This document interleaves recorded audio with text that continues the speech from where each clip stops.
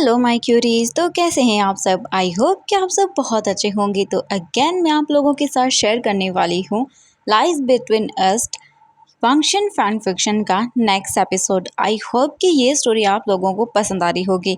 अगर पसंद आ रही है तो प्लीज़ वीडियो को लाइक एंड उसी के साथ साथ आपको पता है ना क्या करना है, चैनल को सब्सक्राइब, क्योंकि देखते तो हैं लोग बट क्या करते हैं, वीडियो को लाइक नहीं करते हैं एंड न ही चैनल को सब्सक्राइब करते हैं। तो प्लीज़ वीडियो को लाइक, चैनल को सब्सक्राइब जरूर कर लीजिएगा। ये आपकी प्यारी सी एक्सप्लेनर की एक रिक्वेस्ट है आप लोगों से। जैसे मैं आप लोगों की इस रिक्वेस्ट को एक्सेप्ट करती हूँ कि आपको कौन से फैन फिक्शन चाहिए, वैसे ही आप लोगों को भी मेरी क्यूट सी रिक्वेस्ट को एक्सेप्ट कर लेना चाहिए। तो चलिए फिर स्टार्ट करते हैं लाइज बिटवीन अस का नेक्स्ट एपिसोड। बट इससे पहले वाले एपिसोड में हमने देखा था कि जो वांगजी और वीजिंग थे उनकी वेडिंग हो चुकी थी। नाउ अभी वीजिंग वांगजी के वेडिंग रूम के अंदर था एंड वांगजी वीजिंग को एम्प्रेस स्माइल पिलाता है और वीजिंग इसे पीने के बाद कहता है ये मेरी फेवरेट है और जब मैं क्वीन के पैलेस में रहूँगा तब मैं इसे रोज़ पीऊँगा। वांगजी बोलता बिल्कुल, मैं तुम्हारे लिए लेकर आऊँगा। एंड इसके बाद वांगजी ग्लास को साइड रखता है एंड पूरा का पूरा फोकस अपने वीजिंग पे करता है एंड उसकी आईज तो बिल्कुल एकदम शाइन कर रही थी। वीजिंग के चिक्स एकदम रेड हो जाते हैं जब वो वांगजी को ऐसे अपने आप को घूरते हुए देखता है। वांगजी इसके बाद वीजिंग को देखते हुए कहता है तो चलो इसके बाद हम स्टार्ट करें। वीजिंग ये देखने के बाद वांगजी को कहता है तुम मुझसे पूछ क्यों रही हो? एंड ये सुनने के बाद वांगजी स्मिक करता है और ओह माय गॉड वो कम्प्लीटली वीजिंग के अंदर खो जाता है, क्योंकि आज वीजिंग तो बाय गॉड बहुत अच्छा लग रहा था। वांगजी तो पूरी तरह से भूल ही चुका था अब किसी और चीज़ को। इसके बाद वांगजी वीजिंग को ऐसे देख के काफ़ी ज़्यादा अच्छा फील करता है। उसे बहुत अच्छा लग रहा था कि फाइनली वीजिंग उसके लिए उसका पूरा कम्प्लीटली बन चुका है। एंड वो धीरे धीरे करके वीजिंग के पास आता है और उसके बाद वो वीजिंग के आउटर रोब को निकालता है। नाउ इसके बाद वांगजी धीरे से वीजिंग के बेल्ट पर हाथ रखता है और उसे भी ओपन करता है। वांगजी के साथ वीजिंग आई कांटेक्ट को बिल्कुल भी नहीं मिलाता और वो अपने फेस को साइड करने लगता है। वांगजी धीरे से अपना हाथ वीजिंग के बालों पर रखता है और उसे अपनी ओर क्लोज करता है। इसके बाद वांगजी अपने लिप्स को वीजिंग के लिप्स से अटैच करता है एंड नाउ इसके बाद वांगजी वीजिंग को किस करना स्टार्ट कर देता है। बट वांगजी के इस किस का रिस्पॉन्स हमारा वीजिंग नहीं दे रहा था, बस वो चुपचाप करके वांगजी के उस किस को फील कर रहा था। वीजिंग को अच्छे से समझ आ रहा था कि वांगजी के इस किस के अंदर एक पैशन है, लव है। एंड पूरे कमरे से अभी किस का साउंड ही आ रहा था, क्योंकि दोनों इंटेंस हो चुके थे। कुछ टाइम के बाद, कुछ मोमेंट के बाद वांगजी किस को ब्रेक करता है एंड नाउ इसके बाद वांगजी अब वीजिंग को देखता है। वीजिंग अभी आउटर रोब थोड़ा बहुत पहने हुए था। वांगजी फिर वीजिंग के उन रोब्स को निकाल देता है और अभी वो इनर रोब में था। वांगजी धीरे धीरे वीजिंग के इनर रोब्स को भी निकालता है और वीजिंग के साथ बेड पे लेट जाता है। वीजिंग अभी कम्प्लीटली वांगजी के सामने था और अपर से पूरा नेकेड था और अभी उसने ट्राउज़र पहनी हुई थी। वीजिंग की बॉडी, ओह माय गॉड। वांगजी धीरे धीरे करके अपने भी क्लॉथ को रिमूव करता है एंड वो भी अभी अपने बोल सकते हैं ट्राउज़र के अंदर ही था। वांगजी वीजिंग के ऊपर आता है एंड नाउ उसे फिर से किस करना स्टार्ट कर देता है एंड किस के साथ ही उसे टच कर रहा था वांगजी उसके चेस्ट एरिया पर। एंड टच करते टाइम उसे बहुत सकते हैं बहुत ही ज़्यादा एकदम बोल सकते सडक्टिव फील करवा रहा था, जिस वजह से वीजिंग तो पूरी तरह से हैवी हैवी ब्रीथ लेना स्टार्ट हो चुका था। उसकी बॉडी के अंदर एक अलग से सेंसेशन आ रही थी और अचानक से ही वो अननोविंगली मॉइन करना स्टार्ट कर देता है एंड वीजिंग मॉइन करते हुए कहता है लांसान। वांगजी ये सुनने के बाद बस एक छोटी सी स्माइल करता रहता एंड वीजिंग के लिप्स को फिर से सक करना स्टार्ट कर देता है। अगेन से वीजिंग बस मॉर्निंग कर रहा था। वांगजी वीजिंग के दोनों हाथों को पकड़कर उन्हें पिन करता है। नाउ इसके बाद वीजिंग के चेस्ट एरिया के साथ खेलना स्टार्ट कर देता है एंड बस पूरी तरह से वांगजी वीजिंग के कॉलर बोन तक आता है और वहाँ पर भी उसे किस करता है और सक करता है। वांगजी फिर वीजिंग के नेक के पास आता है, उसके एडम एप्पल को भी लिक करता है, किस करता है। वीजिंग की पूरी बॉडी एकदम से सेंसेशन से भर चुकी थी और वीजिंग के माउथ से सिर्फ माइनिंग साउंड निकल रहा था एंड उसकी पूरी की पूरी हम बोल सकते हैं कि बॉडी गूज़बम से भर गई थी। एंड वांगजी का ये पूरा पैलेस आज बिना किसी गार्ड्स के था, क्योंकि अब एम्परर और एम्प्रेस को प्राइवेसी जो चाहिए थी, इसीलिए कोई भी वहाँ पे नहीं था एंड वीजिंग को अपने माइंड्स को कंट्रोल करने की भी ज़रूरत नहीं थी। हाँ, इसके बाद वांगजी धीरे धीरे करके वीजिंग की पूरी बॉडी पर किस वगैरह करता है और उसके बाद वो फिर धीरे धीरे वीजिंग के ट्राउज़र को भी रिमूव करता है और अपने भी ट्राउज़र रिमूव कर लेता है। नाउ अभी वो कम्प्लीटली एक दूसरे के सामने पूरी तरह से विदाउट क्लोथ थे एंड वांगजी वीजिंग को देख के एक स्माइल करता है। इसके बाद वांगजी वीजिंग के साथ खेलना स्टार्ट कर देता है। फिर वो ऑयल लेता है अपने और वीजिंग के ऊपर ऑयल्स को अप्लाई करता है। नाउ अभी वीजिंग को देखते हैं। वीजिंग तो अभी मॉर्निंग मस्त बन गया था and now Wang Ji Weijing को देख के स्माइल करता है, बट उसे वो रिलीज होने ही नहीं देता क्योंकि वीजिंग को होना था। बट वांग जी तो जानबूझकर उसे ये करने से रोक रहा था। वीजिंग वांग जी को देखते हुए कहता है, हंग वांगजुन ऐसा मत करो। वांग जी स्माइल करते हुए कहता है, यस वीजिंग, मेरा नाम लो और मेरे नाम के साथ ही मॉर्निंग करो। एंड इसके बाद वीजिंग सेमलेसली एरोटिक साउंड निकालते हुए वांग जी के नाम से ही मॉर्निंग करना स्टार्ट कर देता है। एंड वांग जी स्माइल करता है एंड नाउ इसके बाद वांग जी वीजिंग के साथ अपनी माउथ का यूज़ करके सब चीज़ें करता है। एंड इसके बाद वीजिंग तो पूरी तरह से शेमलेस बन चुका था और वांग जी को वो जितना हो सके उतना फास्ट होने के लिए कह रहा था। वांग जी भी स्माइल करता है। कुछ ही टाइम के बाद वो सब कंप्लीट करके वांग जी वीजिंग के पास आता है एंड इसके बाद वो स्माइल करता है। नाउ अभी वीजिंग की बारी थी वांग जी को शांत करने की एंड इसके बाद वो सेम वैसा ही करता है। कुछ टाइम के अंदर देखते हैं हम वांग जी वीजिंग को देख के स्माइल करता है और फिर वो वीजिंग के साथ अपने आगे के कार्यक्रम को स्टार्ट करता है। एंड वीजिंग तो वांग जी को बिल्कुल बर्दाश्त नहीं कर पाता और वो वांग जी से कहता है, दूर हटो मुझसे, तुम नहीं कर सकते हो, मुझे हर्ट हो रहा है। बट वांग जी तो वीजिंग को बिल्कुल भी दूर होने का चांस ही नहीं देता। वीजिंग तो बस बुरी तरह से वांग जी को दूर हटने के लिए बोल रहा था, बट वांग जी तो बिल्कुल नहीं मानता है और वीजिंग को तो बहुत बुरी तरह से पेन हो रहा था, जिस वजह से वो बहुत बुरी तरह से रोना स्टार्ट कर देता है। बट वांग जी वीजिंग को शांत करने के लिए उसे किस करना भी स्टार्ट कर देता है, जिस वजह से वीजिंग को थोड़ा अच्छा फील हो रहा था। वीजिंग को ऐसा लग रहा था जैसे कि वो अपने अंदर से ही ब्रेक हो रहा हो, क्योंकि वांग जी उसके लिए बिल्कुल भी हैंडल करने लायक नहीं था और वीजिंग खुद से एक मैन था तो वो उसे हैंडल नहीं कर पा रहा था स्टार्टिंग में, तो उसे बहुत ज़्यादा प्रॉब्लम हो रही थी। बट कुछ टाइम के बाद वांग जी अपने आप को एडजस्ट करता है और फिर वीजिंग को किस करता है। नाउ धीरे धीरे करके इसके बाद वो अपने आगे का कार्यक्रम स्टार्ट करता है। बट वीजिंग चिल्लाते हुए कहता है, लान वांग जी हट जाओ, मेरे आगे से हटो, हटो प्लीज़, ऐसा मत करो, मुझे हर्ट हो रहा है, निकलो यहाँ से, कभी ने कहीं कि हटो। बट वांग जी उस पे कोई भी ध्यान नहीं देता और उसके बाद उसे किस करता है। उसके फेस पर हर एक चीज़ वांग जी बस स्टार्ट हो जाता है एंड नाउ ऐसे करता करता वांग जी 1 राउंड कंप्लीट करता है। नाउ इसके बाद वीजिंग देखकर बोलता है, बहुत हो गया अब, बिल्कुल भी नहीं, तुम हटो।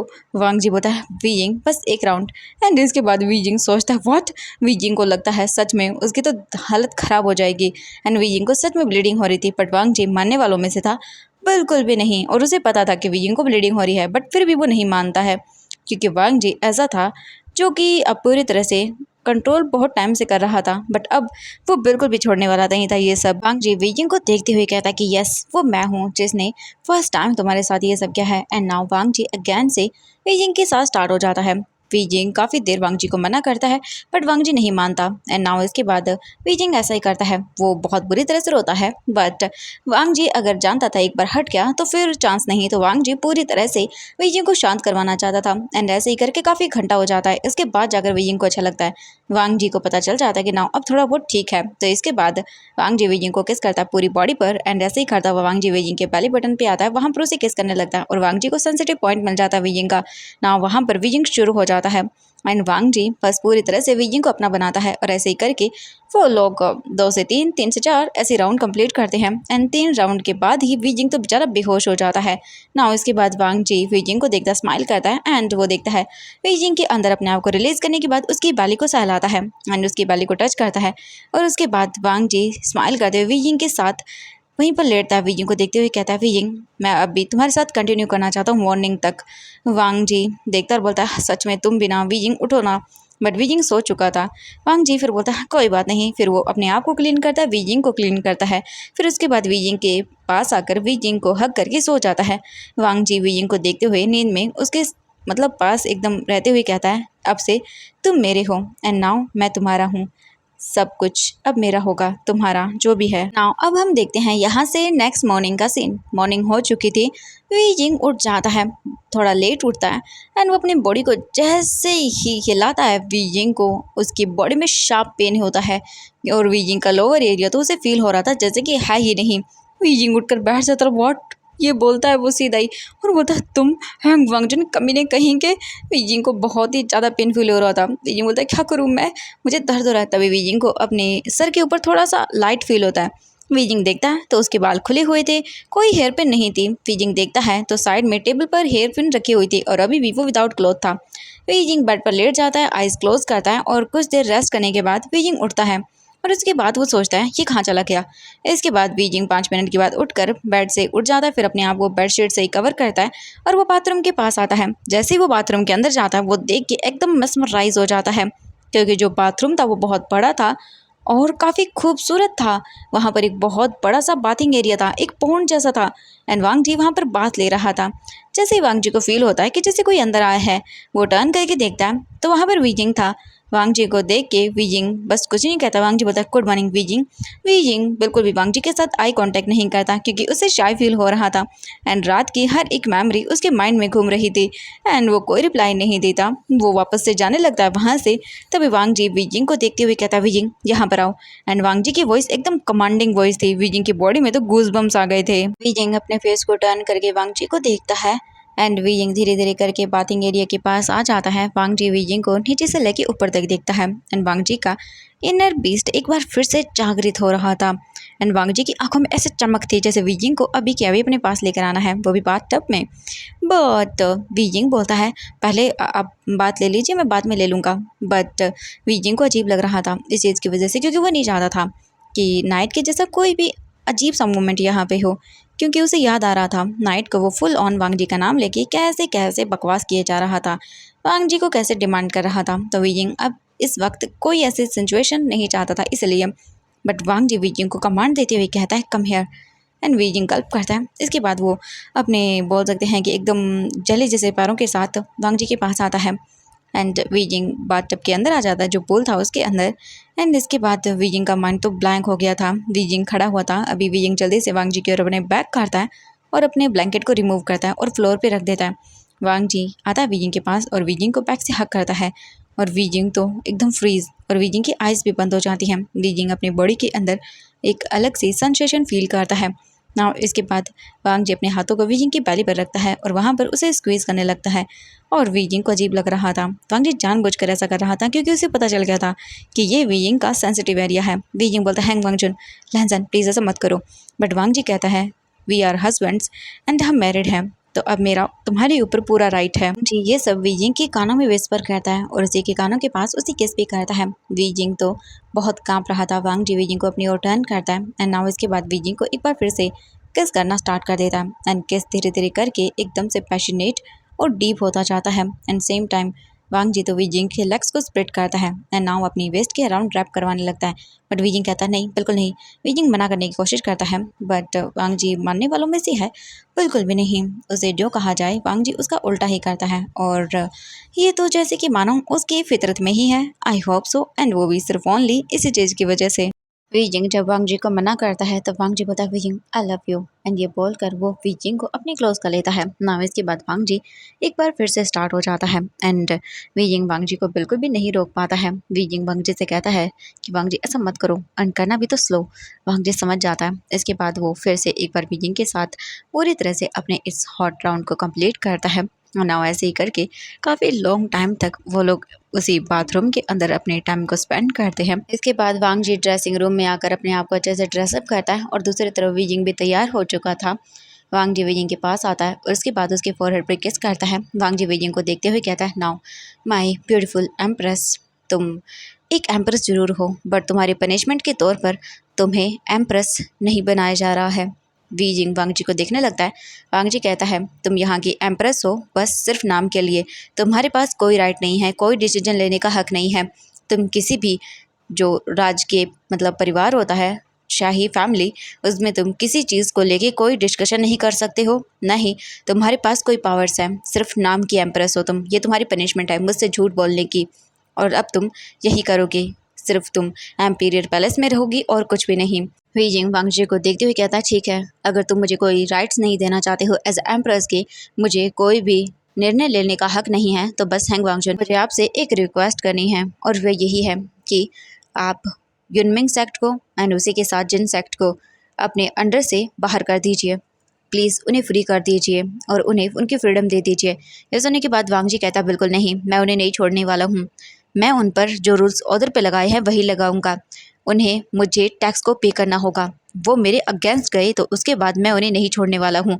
मैं उन सबको मार डालूंगा।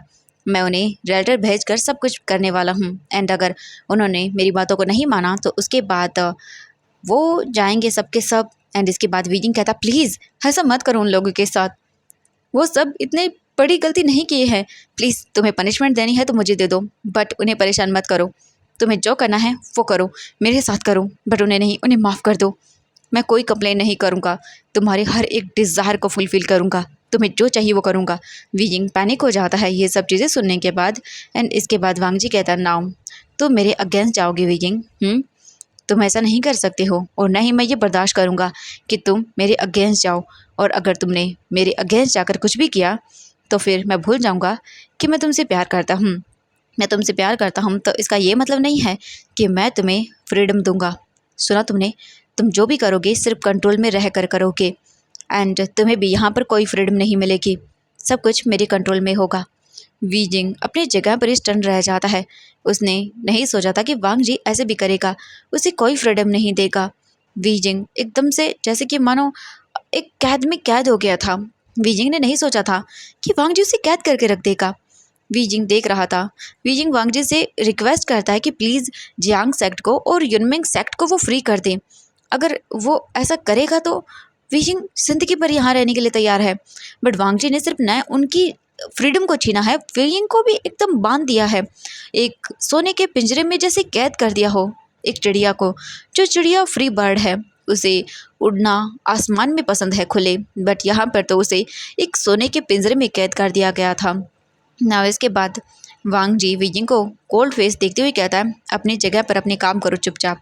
और वांगजी ये बोलकर उन सर्वेंट्स को देखता है जो कि वहीं पर थे, एंड इसके बाद उन सभी को कहता है वीजिंग तुम्हें यहाँ पर सर्व करने के लिए काफ़ी सारे सर्वेंट्स हैं, तो तुम जो भी हो उनसे अपने लिए कुछ भी मांग सकते हो, तुम्हें यहाँ पर सब कुछ प्रोवाइड करवाया जाएगा। एंड वीजिंग बस वांगजी के फेस को देखता है, एंड वांगजी वीजिंग के फेस को देखता है जो कि परेशान था। वांगजी उसके क्लोज आता है, उसके लिप्स पे क्लोज मतलब आकर किस करता है, बट वीजिंग कोई रिस्पॉन्स नहीं देता। वांगजी किस को ब्रेक करता है, वीजिंग के नोज़ पर टैप करता है। एंड ना उसके बाद वांगजी कहता है मैं रात को वापस लौट आऊँगा, एंड मैं तुम्हारी फेवरेट वाइन लेकर आऊँगा एज ए तुम्हें विश की थी। एम्पर स्माइल ओके, मुझे अब बहुत सारा काम है तो मुझे करना है, अपना ध्यान रखना। वीजिंग वांगजी को कोई रिस्पॉन्ड नहीं देता एंड अपनी बैग को वांगजी की ओर कर लेता है। एंड वीजिंग का दिल पूरी तरह से ब्रेक हो गया था। वांगजी वीजिंग को देखकर इग्नोर करता है, बट अब वो क्या करें, वांगजी रूम से बाहर आ जाता है। ना वो अभी लोटस पेयर का सीन देखते हैं। जितने भी सर्वेंट्स वगैरह थे वो सारे के सारे अभी वहाँ पर पहुँच चुके थे। जियांग सेक्ट के अंदर अभी जितने भी सर्वेंट्स वगैरह थे वो गेस्ट क्वार्टर को एंड कुछ गेस्ट के आने के लिए प्रिपरेशन कर रहे थे। जियांग चेंग अभी अपने रूम में था और रेडी हो रहा था, बट वो काफ़ी टेंस लग रहा था, अपने रोब्स को देख रहा था। नाउ मैडम यू और जियांग फेंगम्यान वो तो दोनों नॉर्मल ही थे, एंड वो बोल सकते हैं गेस्ट को वेलकम करने के लिए तैयार हो रहे थे। एंड वो देख रहे थे कि उनका बेटा कितना ज़्यादा एक्साइटेड हो रहा है। कुछ टाइम के बाद वो उसे देखते हैं, जियांग चेंग हॉल में आता है, अपने पेरेंट्स को ज्वाइन करता है। उसके पेरेंट्स उसे देखते हैं, उसके चेहरे पर जो एक्साइटमेंट थी वो डिफरेंट थी, एंड जो उसने कपड़े पहने हुए थे वो भी बहुत डिफरेंट थे। वो बस उसे देख रहे थे। नाउ इसके बाद हम देखते हैं जियांग चेंग तो काफ़ी खुशी से गेस्ट को रिसीव करने के लिए जो रिवर का किनारा था वहाँ पर चला गया था सर्वेंट्स के साथ। कुछ टाइम के बाद हम देखते हैं जियांग फेंगम्यान बोलते हैं यू, मुझे लगता है कि हमें हमारे बेटे अचिंग की मैरिज के बारे में बात करनी चाहिए। मैडम यू कहता है सही कहा आपने, मैं भी सोच रही हूँ इसके बारे में। ना वो बोट के पास खड़ा हुआ था, बोट वहाँ पर आ चुकी थी। बोट से पहले कुछ बोल सकते हैं कि सर्वेंट्स बाहर आती हैं। ना इसके बाद जियांग चेंग अपना हाथ आगे करता है और वो देखता है तो वहाँ पर वैन किंग थी। वैन किंग को देख कर ही जियांग चेंग की तो हाइट एकदम हार्ट बीट इंक्रीज हो जाती है एकदम से, एंड वो अपना हाथ आगे करता है। वैन किंग हाथ पकड़ती है और वो नीचे आती है। ना इसके बाद जियांग चेंग वैन किंग को लेकर वहाँ से आगे बढ़ता है। वैन किंग देखती है एम्परर और एम्प्रेस को, फिर वो जियांग चेंग को उन सबको देखने के बाद ग्रीट करती है। जियांग चेंग कहता है आपकी जर्नी कैसी थी, तो वैन किंग कहती है कि उनकी जर्नी बिल्कुल नॉर्मल थी और अच्छी थी। ना इसके बाद वो लोग गेस्ट क्वार्टर में आ चुके थे, वहाँ पर बैठते हैं। ना वो लोग आगे की अब बातें करना स्टार्ट कर देते हैं, यानी कि जो यिलिंग सेक्ट था वो जियांग मतलब फैमिली के अंडर ही आता है। तो वो लोग डिस्कस कर रहे थे कि वहाँ यिलिंग के अंदर रहने वाले लोगों को क्या फैसिलिटी जाए, मतलब क्या क्या वहाँ पर लोगों के लिए करना है। एंड जियांग चेंग का फोकस तो पूरा वैन किंग के ऊपर था। वैन किंग आज काफ़ी बोल्ड एंड गॉर्जियस लग रही थी, वो तो पूरा देख रही थी। एंड मैडम यू ने और जियांग फेंगम्यान ने दोनों ने ही ये अच्छे से देख लिया था कि ये वुमेन काफ़ी ज़्यादा डोमिनेटिंग है, बट इसके अंदर ईगो नहीं है। एंड ये भी नोटिस कर लिया था कि जियांग चेंग काफ़ी इंटरेस्टेड है। ना कुछ टाइम के बाद वो लोग ऐसे ही डिस्कस करते हैं मैडम यू और जियांग पिंगमैन वहाँ से चले जाते हैं। उनके जाने के बाद अभी वो दोनों ही वहाँ पर बचे हुए थे। जियांग चिंग वैन किंग को देखता है और उसे फील होता है कि वैन किंग उसे शायद फील कर रही है। इसके कुछ टाइम के बाद वो अपने कपड़ों से एक कॉम निकाल कर वो देता है वैन किंग को और उसके बाद कहता है ये आपके लिए गिफ्ट है। वैन किंग गिफ्ट को देखती है तो ये एक स्पेशल कॉम था। वो स्माइल करती है और उसे एक्सेप्ट कर लेती है। इसके बाद जियांग चैंग उन्हें देखते हुए कहता है वैन किंग will you marry me. And ये सुनने के बाद तो वो शॉकिंगली जियांग चैंग को देखती है। उसे समझ नहीं आ रहा था, मतलब अचानक से उसे मैरिज का प्रपोजल। वो कहती है बट मैं वैन हूँ। वो बोलता है कोई बात नहीं, मुझे फ़र्क नहीं पड़ता, बस मैं आपसे शादी करना चाहता हूँ। आपके पेरेंट्स से, शायद आपके पेरेंट नहीं हैं बट मैं अपने माता पिता से बात करना चाहता हूँ। क्या आप करेंगे मुझसे शादी? वैन किंग हाँ बोल देती है क्योंकि उसे कोई प्रॉब्लम नहीं थी। एंड वहीं जियांग चैंग कहता है मेरे माता पिता के पास चलिए, मुझे उनसे बात करनी है। वैन किंग कहते नहीं, आप जाइए, आप ही अपने माता पिता से बात करिए, क्योंकि वो थोड़ा सा डर रही थी। अब अचानक से वो कैसे इसके बाद जियांग चैंग समझ जाता है कि वो नर्वस है। इसके बाद जियांग चैंग खुद ही जाता है अपने माता पिता के साथ बात करने के लिए। एंड इसके बाद वो उनके पास जाकर कहता है parents, I mean mother father, मुझे आपसे बात करनी है। वो करता है, थोड़ी हेजिटेशन फील होती है। उसके बाद वो कहता है मैं वैन किंग को पसंद करता हूँ, उसे शादी करना चाहता हूँ एंड मुझे अपने लिए कोई अदर वाइफ नहीं चाहिए और ना ही कोई कॉन्क्यूबाइन चाहिए। मैं बस वैन किंग को ही एज अ वाइफ एक्सेप्ट करना चाहता हूँ। उन दोनों को भी कोई प्रॉब्लम नहीं होती है और वो भी इस चीज़ को मान जाते हैं। उनको कोई ऑब्जेक्शन नहीं था और वो वैसे भी समझ रहे थे कि उनका बेटा खुश है तो फिर सब कुछ ठीक है एंड उनकी हिस्ट्री लेगेसी सब बनी रहेगी। तो बस ऐसे ही रहता है। एंड वो कहते हैं बट पहले उसे एग्ज़ाम देना होगा ताकि वो हमारी क्वीन बन सके। जियांग चेंग स्माइल करता है और वो अग्री कर जाता है। एंड नाउ जियांग चेंग भी अपने मदर फादर को मतलब वहीं पे कुछ देर डिस्कस करता है उनके साथ आगे की चीज़ों को लेकर। अभी हम फिर से देखते हैं क्लाउड रिसर्च का सीन। अभी दोपहर हो चुकी थी और हम देखते हैं वांग लिंगझाओ को, जो कि अभी वांग जी के पैलेस पर जाने के लिए जिद कर रही थी बट गार्ड्स उसे जाने नहीं दे रहे थे क्योंकि वांग जी का ऑर्डर था बीजिंग से कोई नहीं मिलेगा। और वैसे भी वांग जी के पैलेस पर आना किसी को भी मना था, गार्ड्स उसे जाने नहीं दे रहे थे। बट वो कैसे तैसे करके आर्ग्यूमेंट करती है और अंदर आ जाती है। वांग लिंगझाओ वीजिंग से मिलना चाहती थी तो वो उसके पास आती है। वीजिंग वांग लिंगझाओ को देखकर काफ़ी गुस्सा होता है क्योंकि वो एक तो वैसे भी हैप्पी नहीं था और इससे बात करने के लिए तो उसके पास मूड ही नहीं था। इसके बाद वांग लिंगझाओ कहती है वी वो जियान, तुम्हारी वेडिंग नाइट कैसी थी? हाँ।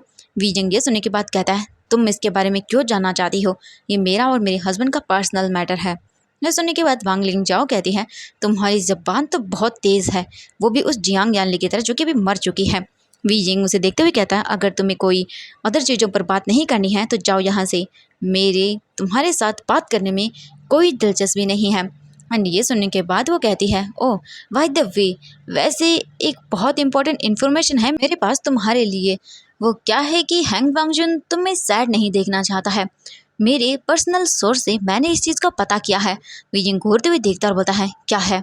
एंड ये सुनने के बाद वो कहती है हैंग वांगजुन ने जुयांग को जियांग सेक्ट भेजा है क्योंकि जियांग फेंगमैन ने टैक्स को पे करने से मना कर दिया है और इन रिटर्न में हैंग वांगजुन ने जोयान को भेजा है, वो भी अपनी बिग आर्मी के साथ किनमिंग पर अटैक करने के लिए।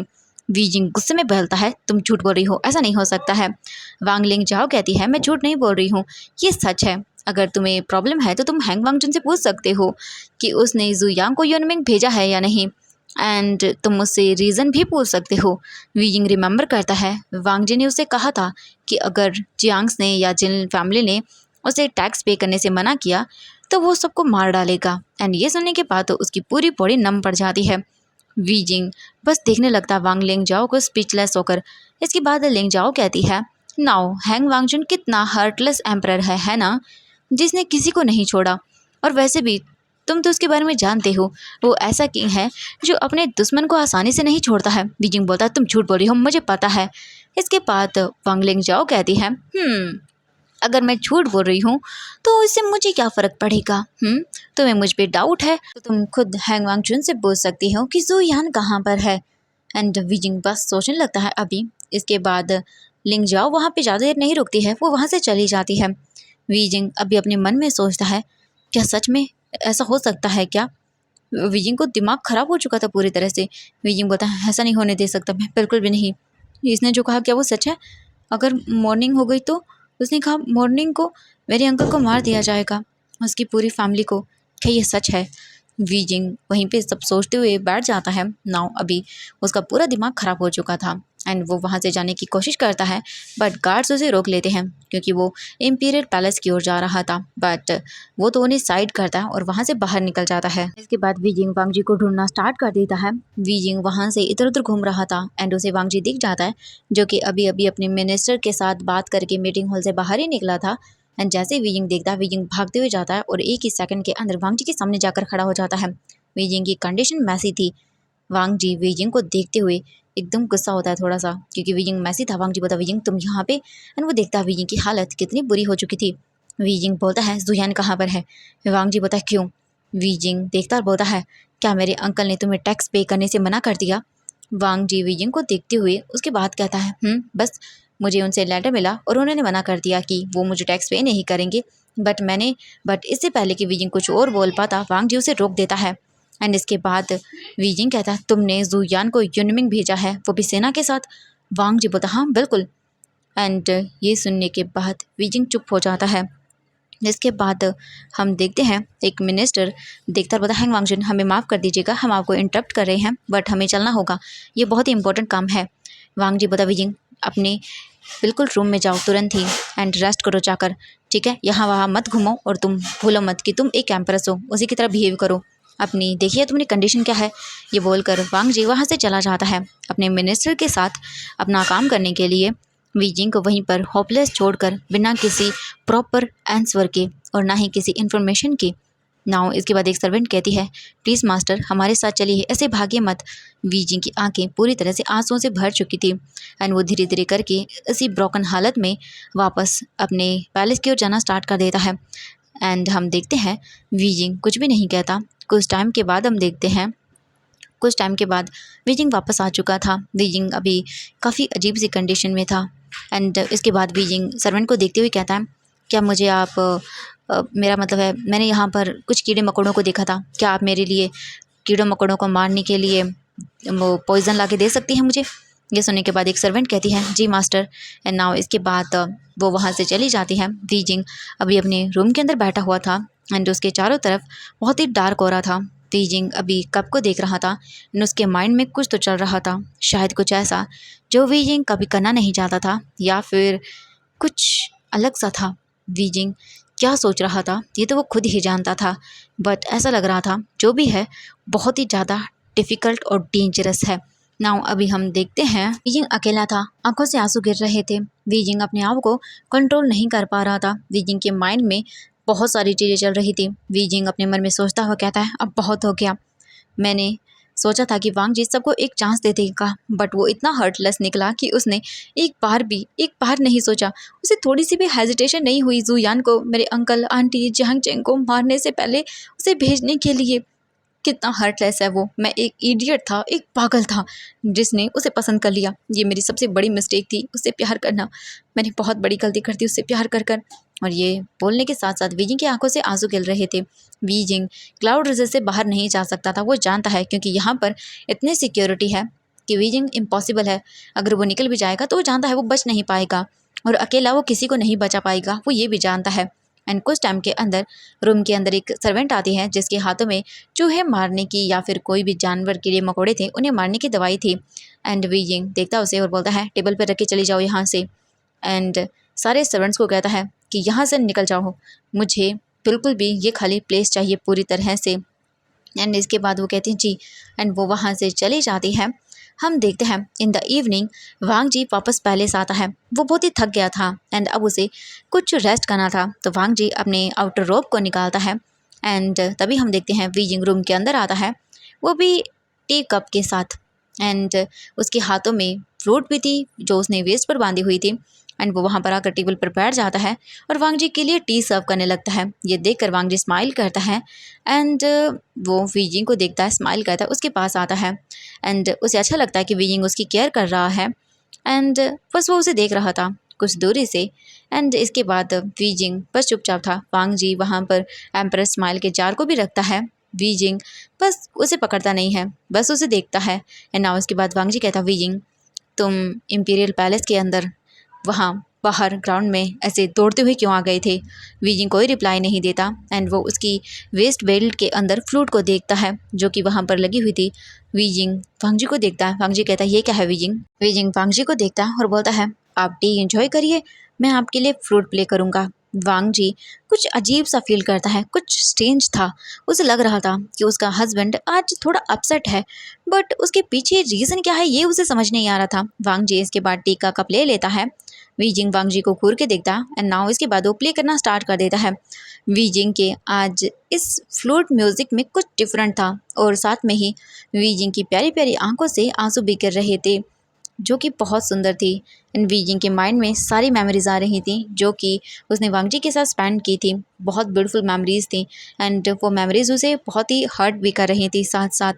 एंड वांगजी अपने मन में सोचता है ये अपसेट तो है, किस चीज़ की वजह से मुझे समझ नहीं आ रहा है। इसका नेचर भी आज कोल्ड है, ये रिलैक्स नहीं है, मुझे केयरफुल रहना होगा। वांगजी सोचता है एंड वो कप को अपने बोल सकते हैं पास करने लगता है। हम देखते हैं अब नेक्स्ट एपिसोड में कि क्या होता है। आपको क्या लगता है एवरीवन, क्या होने वाला है? क्या कुछ वीजिंग ने खतरनाक किया है क्या? तो चलिए बाय बाय एवरीवन, मुझे कमेंट में बताइएगा कि क्या होने वाला है।